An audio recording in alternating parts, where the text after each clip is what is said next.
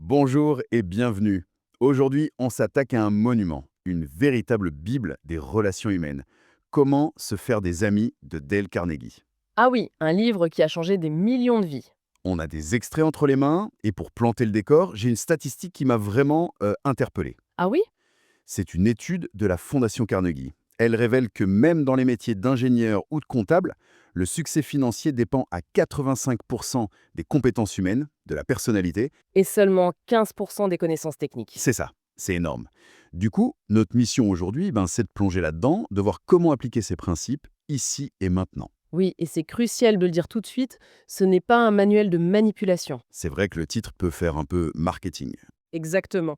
Mais Carnegie le répète sans cesse, et c'est la condition Nango. Ces principes ne fonctionnent que s'ils viennent du cœur, avec une sincérité totale. D'accord. Toute la philosophie du livre, en fait, elle repose sur une idée simple, mais radicale. Si on veut changer le comportement des autres, il faut d'abord changer le sien. C'est un travail sur soi, avant tout. Voilà. Alors commençons par le plus difficile, le principe qui va à l'encontre de tous nos réflexes. Je vois où vous voulez en venir. Carnegie nous lance un défi. Ne critiquez pas, ne condamnez pas, ne vous plaignez pas. Facile à dire. Pour nous convaincre, il prend pas des petits exemples, il va chercher des cas extrêmes. Il nous parle de Tugun Crowley, un gangster, un tueur de policiers. D'accord. Juste avant son exécution, il écrit une lettre. On s'attend à des remords, une confession. Et non, seuil de la mort, il se voit encore comme une victime incomprise. Il n'a aucune conscience de sa responsabilité. Exactement. Et c'est pas un cas isolé. Al Capone, L'ennemi public numéro un. lui-même, il a dit un jour: «J'ai passé les plus belles années de ma vie à donner aux gens les plaisirs les plus légers, et tout ce que j'ai récolté, ce sont des insultes.» Il se voyait comme un bienfaiteur. Un bienfaiteur. Du coup, la question de Carnegie, elle est simple et redoutable. Si des criminels endurcis se reprochent rien, à quoi ça sert de critiquer nos collègues, nos proches, pour des fautes 1000 fois moins graves? Ça ne sert à rien. Et la psychologie l'explique très bien. La critique, ça n'attaque jamais le problème. Non. Ça attaque l'ego. Et un ego qui se défend, c'est un esprit qui se ferme. C'est une porte blindée qu'on vient de claquer. C'est une bonne image. La critique blesse l'amour-propre, ça suscite du ressentiment et ça pousse l'autre à se justifier, pas à s'améliorer. Le directeur de la prison de Sing Sing disait que très peu de criminels se considèrent comme des crapules. Ils ont tous une excuse. Toujours, ils ont un récit qui justifie leurs pires actes. C'est une leçon que même les plus grands ont dû apprendre à la dure. Je pense à Abraham Lincoln, par exemple. Ah, lui, il n'a pas toujours été ce modèle de sagesse, loin de là. Non. Dans sa jeunesse, c'était un champion de la critique acerbe. Il a un jour écrit une lettre anonyme pour ridiculiser un politicien, une lettre si violente que l'homme l'a provoqué en duel. En duel. À mort. Oui, à l'épée. Ils étaient sur le point de se battre quand leurs seconds sont intervenus. Ça a été un choc terrible pour Lincoln. Il a compris qu'il avait failli mourir pour le plaisir d'humilier quelqu'un. Ça a dû le colmer. À partir de ce jour, il a adopté une règle de vie. Ne plus jamais critiquer.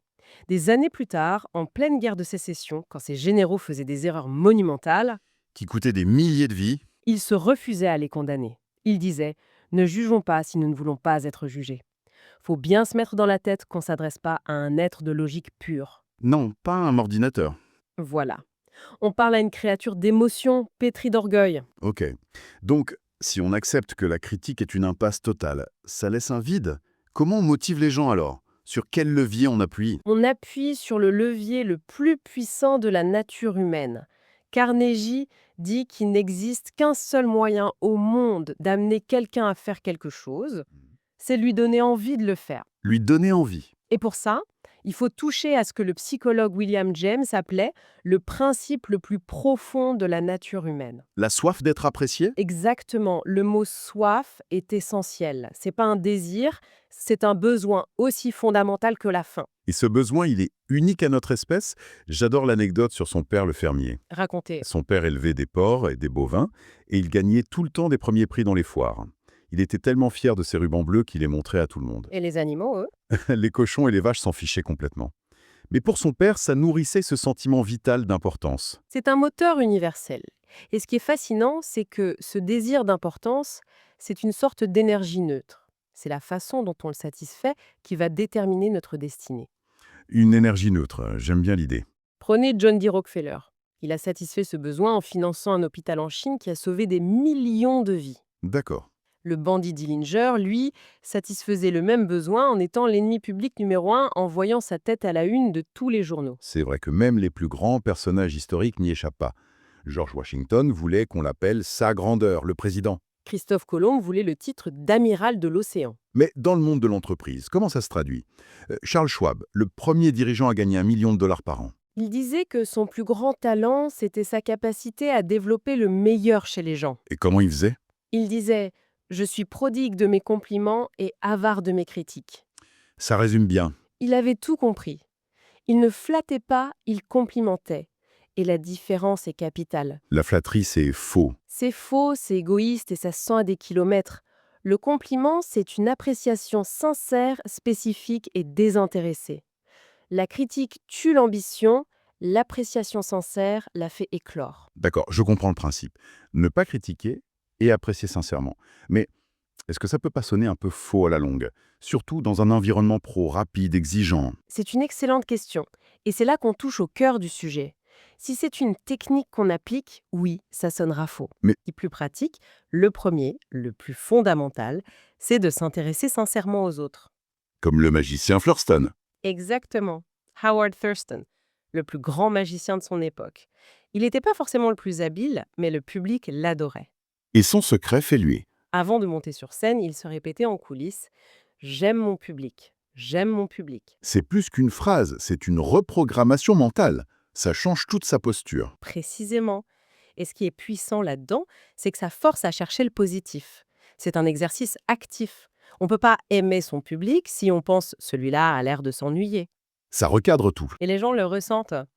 Ça se manifeste par des choses toutes simples, hein, comme un sourire. Un sourire sincère, hein, pas le rictus commercial. C'est le message non verbal le plus rapide pour dire « Oh, je suis content de vous voir ».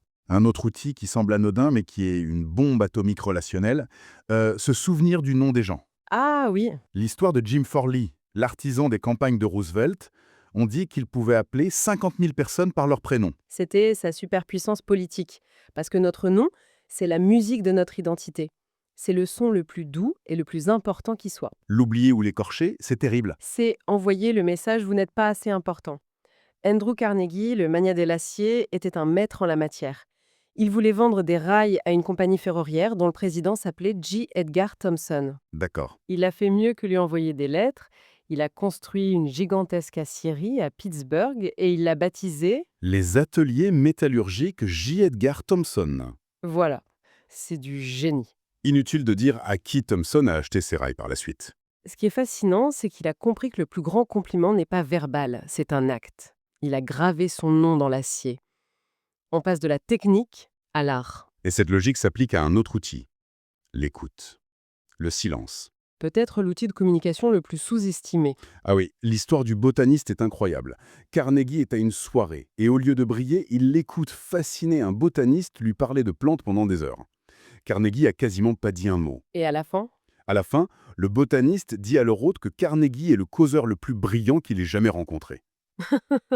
ça me rappelle un premier rendez-vous où j'étais tellement stressée que j'ai juste posé des questions pendant 1 heure.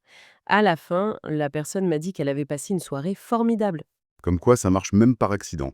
Une écoute active et sincère, c'est le plus beau compliment qu'on puisse faire. C'est dire « ce que vous avez à me dire est important pour moi ». D'accord. Donc on a les bases, ne pas critiquer, apprécier, s'intéresser, sourire, se souvenir des noms, écouter. Mais une fois qu'on a la sympathie de quelqu'un, comment on fait pour le rallier à son point de vue sans conflit? C'est l'étape supérieure, oui. L'art de la persuasion douce. Et la première règle, encore une fois, est totalement contre-intuitive.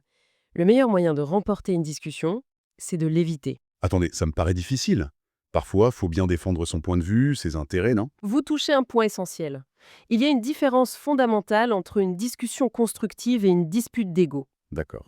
Dans 9 disputes sur 10, personne ne change d'avis. Chacun repart encore plus convaincu de son bon droit. On gagne jamais une dispute. Si on la perd, on la perd. Si on la gagne, on a blessé l'autre. On a gagné l'argument, mais on a perdu la relation. La vraie question, c'est comment avancer ensemble? Exactement. Et pour ça, il y a une méthode qui remonte à la Grèce antique. Le secret de Socrate? C'est ça, d'une simplicité et d'une puissance désarmante.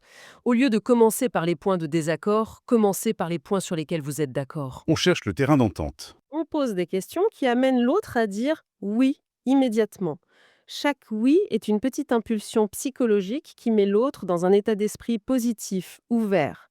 On construit une rivière de oui. C'est ce que Carnegie a fait quand le gérant de son hôtel a triplé son loyer.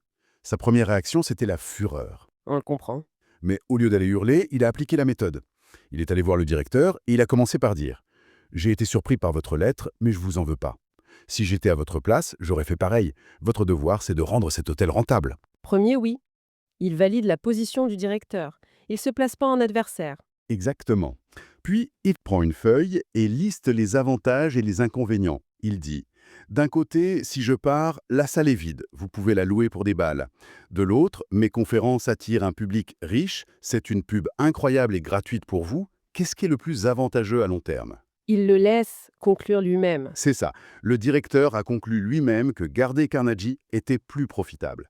Il a réduit l'augmentation de 50% et Carnegie n'a jamais eu à dire ce que lui voulait. C'est l'application parfaite.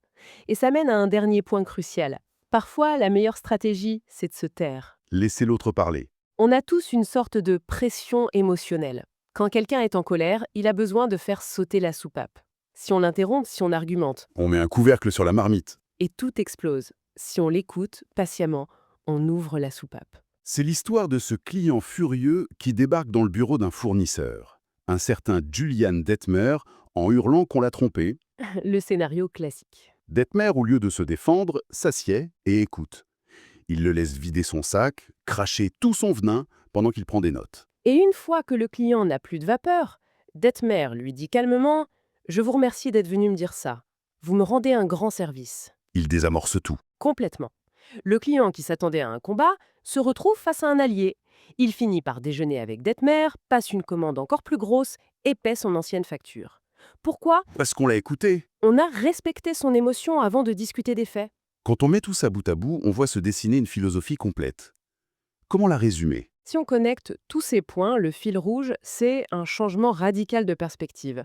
C'est le passage d'une vision centrée sur soi Mes désirs, mes arguments, mon besoin d'avoir raison. à une vision entièrement centrée sur l'autre. Comprendre sa psychologie, sa soif d'importance, son point de vue, ses émotions, c'est réaliser que l'influence durable ne s'obtient jamais par la force, mais par l'empathie, la validation.